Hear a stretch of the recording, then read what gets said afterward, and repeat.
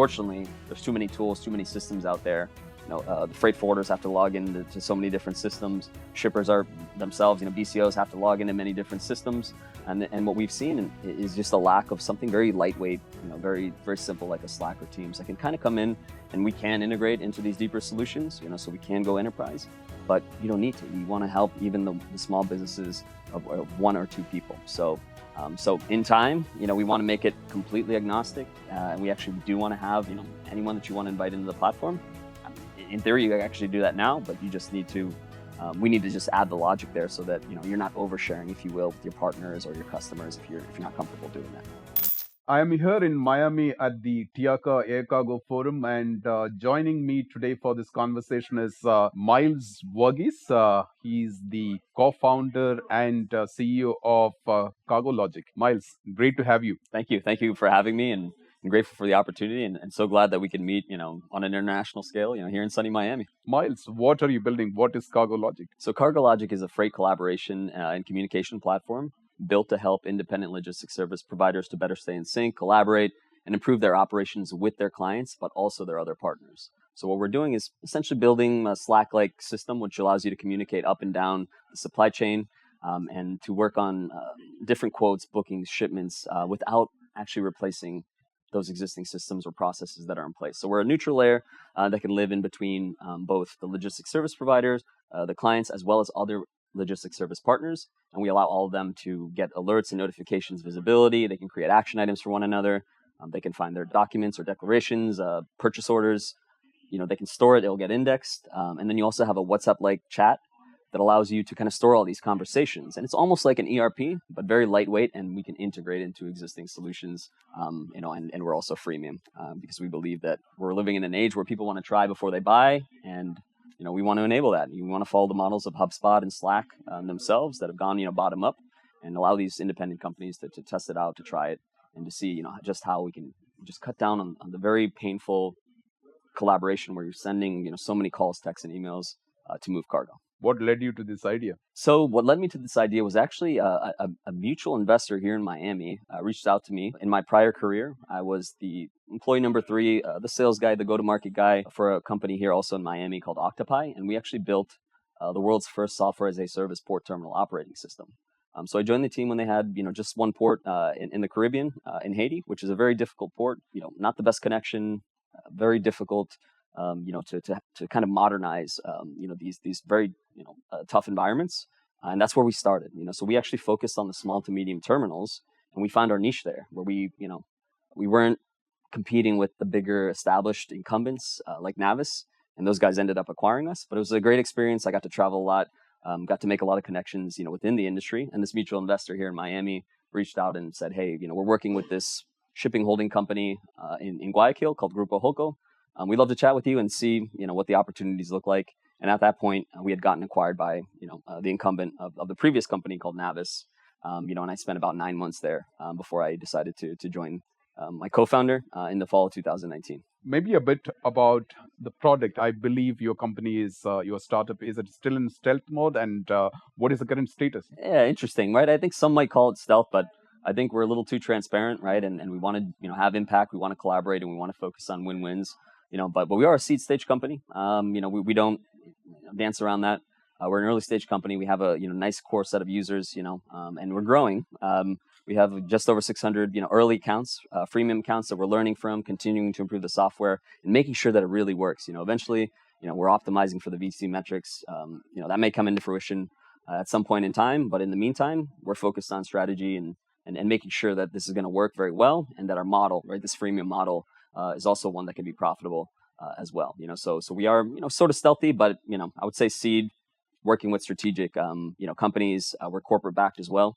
So we do have some corporations that own a part of the company. And that also gives the industry a little more confidence, if you will, especially in other parts of the world. Like, I don't know about startups, especially in Latin America, they tend to know my co-founder's family and what they do in Ecuador. And it just gives them a sense of, calm when they know that, hey, this is not just a startup that can go under in, 1-2 months. Most startups that are, traditional startups will have a, runway, right? They can only last for so long with the budget. We're fortunate enough to be in a position where we're backed by corporates, and that's really not something that we have to deal with. So we can take our time, we can be strategic, make sure this thing works, and then when we got it right, we'll take on the investment, and we intend on scaling it up quite a bit. The future of freight is digital. That I think is given. How do you see your product when it is ready to be deployed? Is that mode agnostic, or are you looking at only one?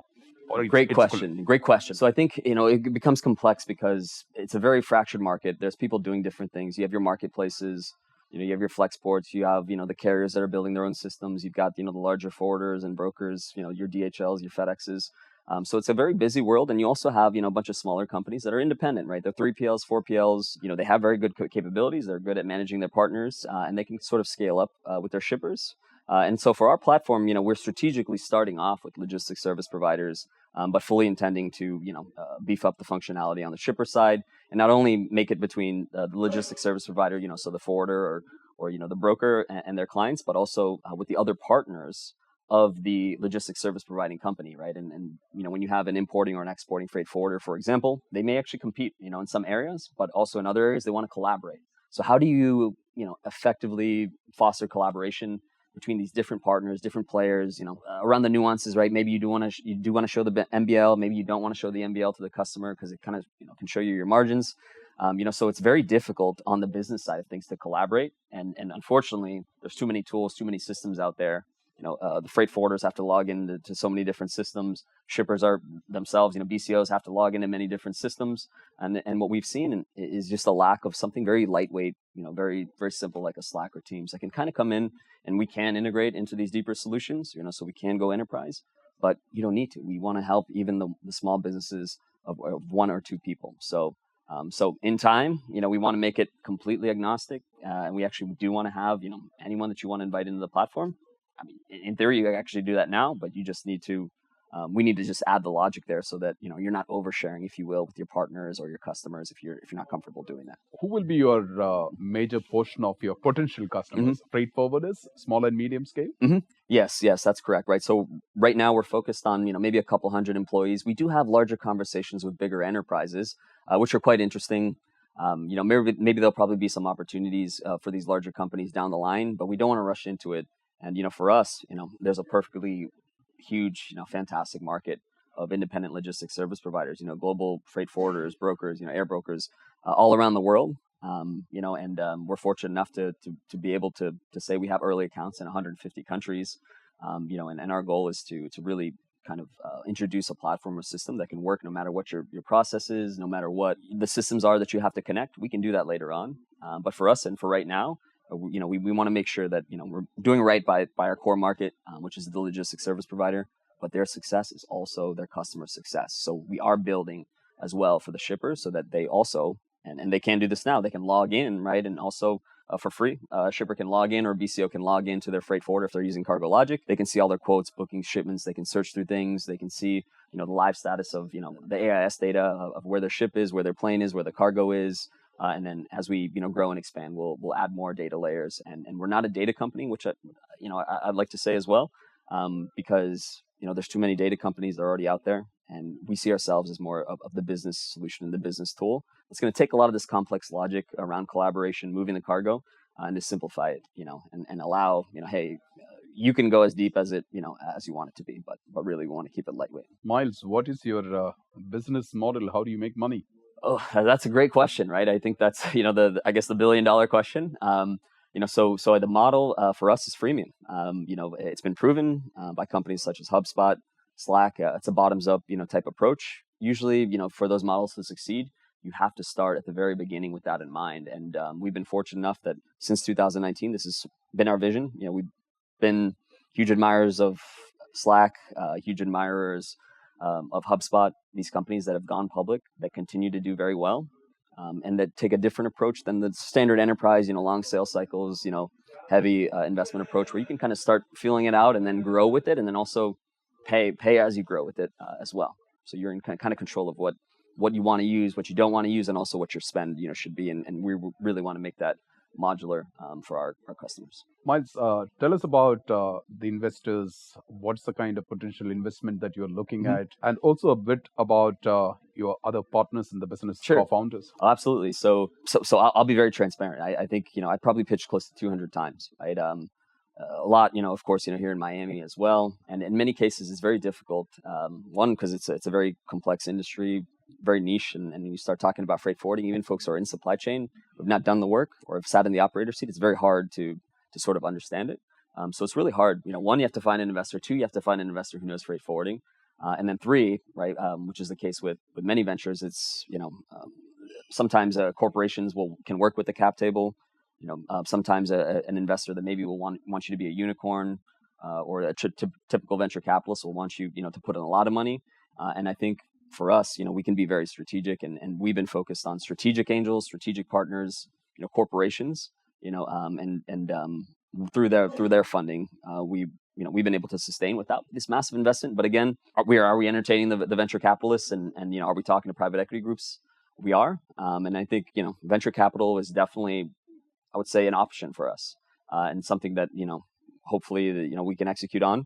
But we're not going to do that until we have the model 100% set, and our customers are like perfectly clear, and we understand exactly how the application is really going to impact. We're seeing some great impacts now and seeing some great early adoption. But I think from an investment perspective, we are having conversations with the bigger folks. I love building relationships. I would say we're a relationship oriented company. And I personally don't like the standard one-way VC pitch model, where people actually believe in learning from one another over time, getting to know one another, and then when the time is right, then pulling the trigger on that. So it's a little bit of everything.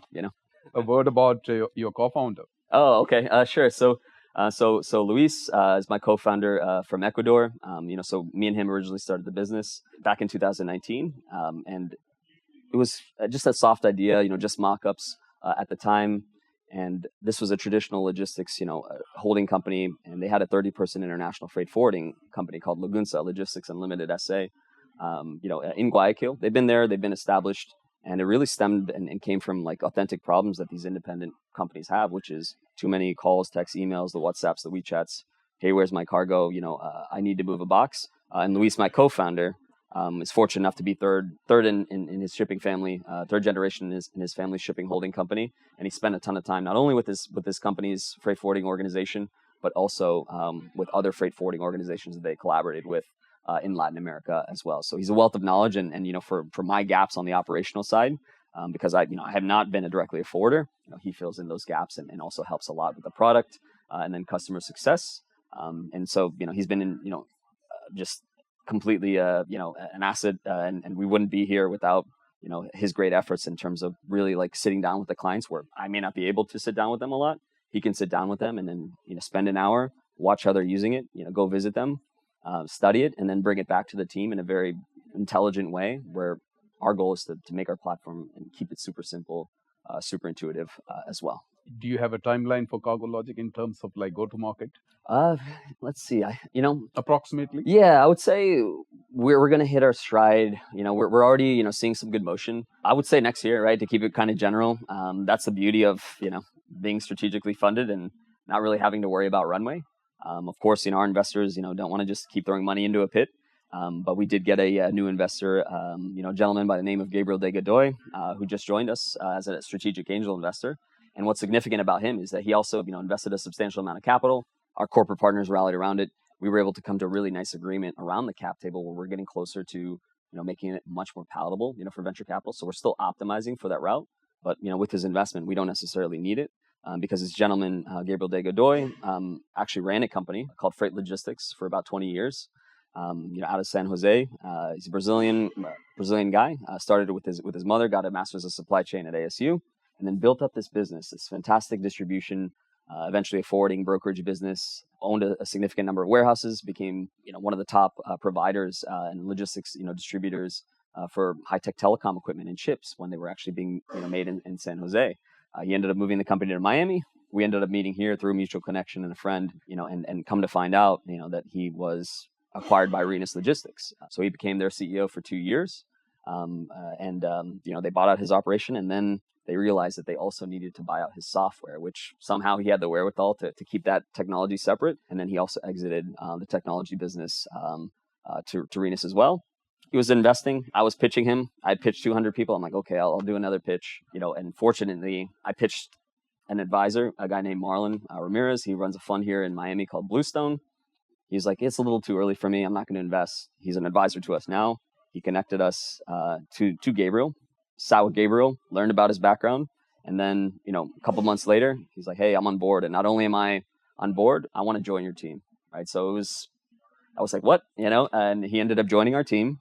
Ended up being obviously an instrumental asset. And with, his new investment, we've been able to improve our engineering team and beef up our resources so that we should be able to hit a nice, in terms of a product-led growth, we're very much an inbound, very modern organization, and we want our product to actually do the selling for us. So we're getting, and usually that requires a significant amount of investment up front, a lot of work. We've been working on this since 2019, a couple million, into the venture.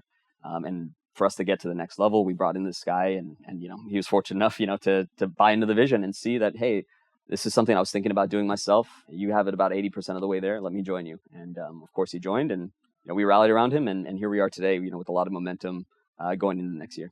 Okay, let me conclude this conversation going back to the fundamental question, which is, where is my cargo? Now, this is something that your integrators like DHL, FedEx, UPS have been doing it. They do it perfectly well. Yes, they do. Amazon came in, they disrupted the market. Now, how do we compete with Amazon? That seems to be the love that question. The question that the freight industry need to tackle. Where is my cargo? Do I have a complete control on when I ship a box? When I order something online, I know exactly where it is.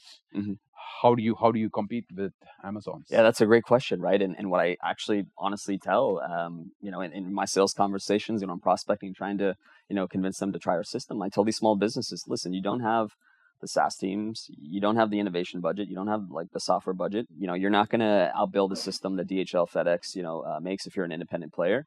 Usually, at least, very rare you see something, more advanced than that. And, we all know the value and the power of just this very simple DHL, timeline. Eventually, the Amazon one with your notifications and alerts. You can order 30, 40 different things on Amazon, today. And, you know exactly, you can look at it at any screen. You can send it to someone very quickly.